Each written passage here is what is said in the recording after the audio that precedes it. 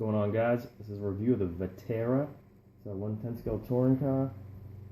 This thing is it's pretty similar to the HPI, the Sprint series, the E10s, Kyosho Phaser, Associated Apex, and the Serpent S411. It's kind of like those cars. This is just, it's a ready to run. It's not a race kit, so it's going to be lacking some of the adjustments. But overall, I'm really liking this kit, especially the looks. Aesthetically, this thing is pretty sweet.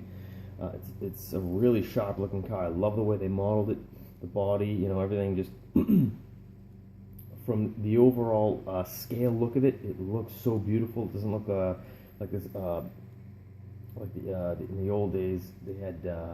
It's like they were trying to just cram it to fit on and shape the body to be similar to a Mustang. It's like this looks so realistic. It's awesome. Right off the bat, one of the problems I found with it, if I just turn it on, now you're going to notice that the body hits on the front when you steer. It just gets a little of the front tire, so I'm going to have to trim some of that back. That's kind of a bummer, but not a huge problem.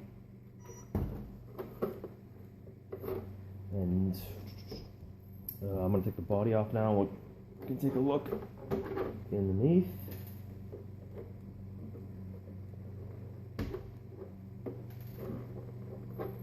These 4 pins can be kind of a pain in the butt. And a little bit more on the body. Like I said, it's very well detailed. From the decals, the plastic bumpers. They're all held in place by steel bolts, which is really cool. There's even a brace in the back. At the back top here, I don't know if you can see that too well. And the mirrors are actually pinned on. So, if you wanted to, which I would do here, you can remove the pin.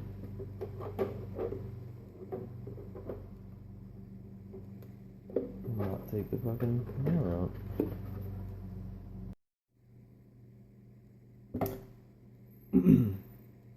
And then, like I was saying, the mirrors are pinned on, so you can just remove them. If you want to just, do more racing with it, and you don't want to stand a chance of breaking these things off.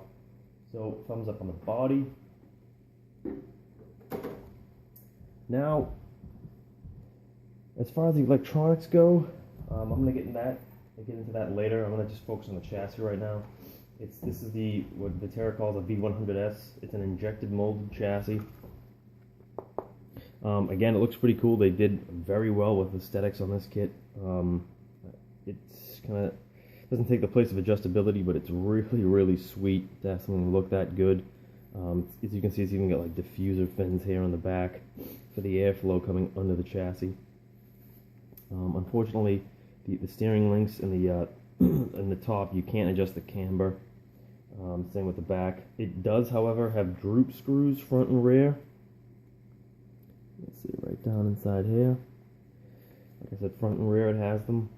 The shocks are not oil filled. They don't even have a metal shaft. It's just basically a coil over spring, and they lubed it up. I looked in the manual, and it shows a breakdown of it. So, like I said, these aren't coil-over shocks. The shocks, it's basically, that's all you get. It's the shaft, a couple of collars, the spring, and the top. And kind of I guess not too much of a negative. This just makes the suspension a little soft. I'm gonna see if I can find things, some collars to put in here, maybe just stiffen it up a little bit. But I'm sure you could just change the springs out. The brushless has a little bit better shock, it seems like. As far as the material, it is, it's pretty much all composite. I mean, there's no real aluminum. I did, however, purchase the center shaft in aluminum that I'm going to put there because I'm going to try to, I'm going to run a Lipo with this thing, and it's just plastic there right now. So just as a safety or a precaution. It uses the standard 12mm drive hexes. I'm going to take the wheels off in a second. It's got full ball bearings, and like I said, adjustable droop screws, and it's got kind of the pillow ball suspension on the tops, front and rear here and there, as well as on the bottoms on the inside. So it doesn't use the standard hinge pins. So for the shocks, they are not oil filled, they're not aluminum, they don't even have an aluminum shaft in them. It's just basically plastic. It's a plastic shaft. Unfortunately, you know, the collars, the springs, and the top shock body. Not too much, you know, not too bad. It's, again, this is a ready run kit. Sure, I can find something to put in these spaces just to compress the spring more. You can, you know, swap it out. You can get the springs from the brushless one, or just buy the brushless. So that's another interesting fact that I did not know. Also, the pillow ball suspension on the top and bottom, it doesn't use the standard hinge pins. It's kind of interesting. Maybe in the front too, I believe it uses a style like that. So another interesting aspect, again, that you don't really see online, or you don't really notice, I should say. So it's all composite. Basically, it's an injection molded composite, but still aesthetically, I have to say it looks very, very good. As far as the drivetrain is concerned, if you just remove this one screw, it'll take off this fan shroud, and we'll get into that a little bit more when we get into the electronics. As far as stiffness, you can kind of see a little bit of the flexing side to side.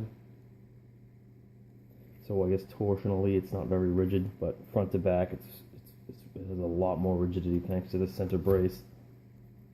And this thing is, you can lift this up. If you take the front off and lift it up from the back, from the front, or you can take this back one off and lift it up towards the front. We'll get into that again. Let me just take out these wheels real quick. This wrench is, again, pretty sweet looking. Yeah, it's got the Vaterra logo on it. It has all the you know, all the sizes listed here. It's really cool. Again, aesthetically, Vaterra does a very, very good job. It's where they excel, I feel, because usually even the wrenches, they're like a dull kind of a cast metal, and this just even looks good. These are 7mm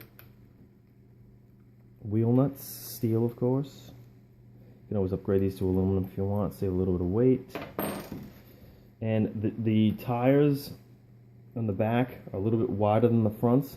You can really make that out, which is kind of cool. Has a little bit more realism. These tires are kind of soft. It's not very, I don't know if they have a very thick foam in them, but again, ready to run. And these rotors, it's kind of cool. I like how they the added realism. There's just two bolts holding this in from the back, and it's mounted to this upright, so it doesn't move. The rotor just pretty much, you know, twists around, which is where this 12mm hex is mounted right to the rotor, and the caliper stays where it is. Just, you know, a little bit more for realism. Digging it. Vaterra did a nice job. And now we can move on to the electronics. Now, again, being a ready-to-run kit. Stop. Okay, so moving on to the electronics, we'll just do the battery real quick. There's nothing really too spectacular about this. It's just one pin. This strap is on a swivel, so it makes it a lot easier to take out.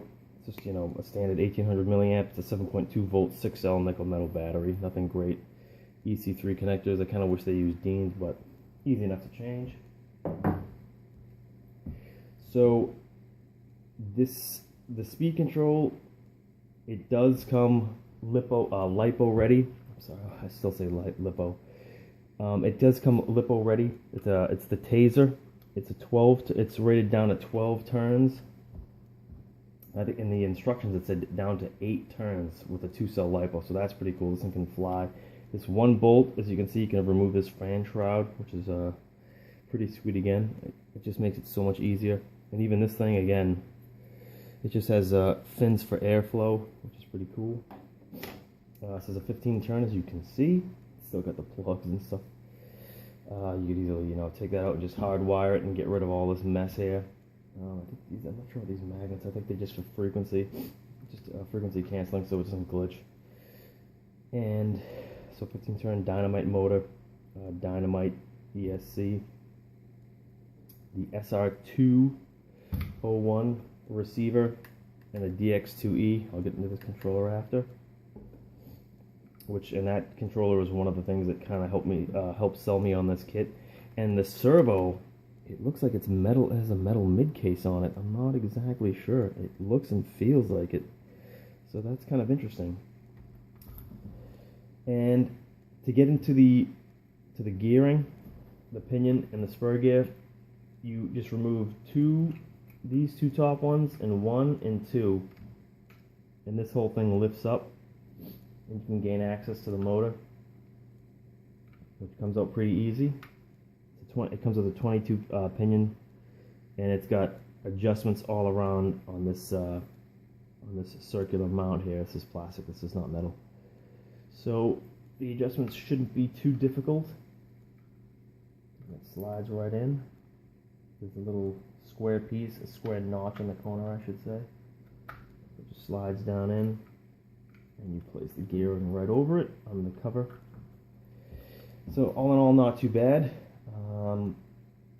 To get into this, to get to the differentials, which are geared differentials, I'm not sure if they are fluid filled. I'm going to get into them after. I want to get some running videos first before I start totally stripping it apart.